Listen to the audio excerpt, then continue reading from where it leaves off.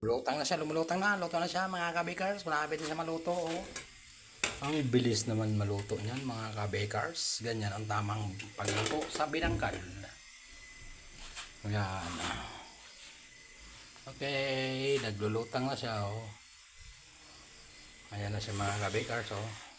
Oh. Ayan, ang binangkal ni kabakers. Good evening sa inyo lahat dyan mga kabakers. Halo-haloin natin.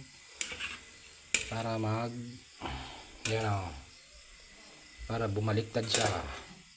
Ayan o, bumitak siya mga kabakers, bumibitak na.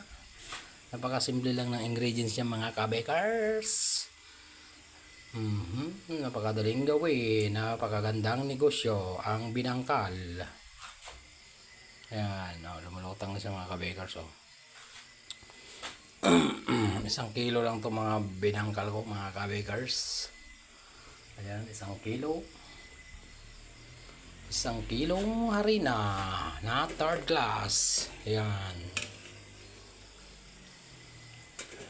Tersira sa English. Mga kabakers na. Haluin natin ulit para bumaliktad.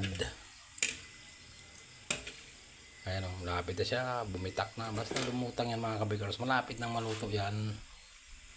Ayan. Oh. Ayan o, hanguin na natin yan siya mga kabakers. Okay mga kabakers, hanggang dito na lang si kabakers. Ingat-ingat po tayo sa masulok na mundo.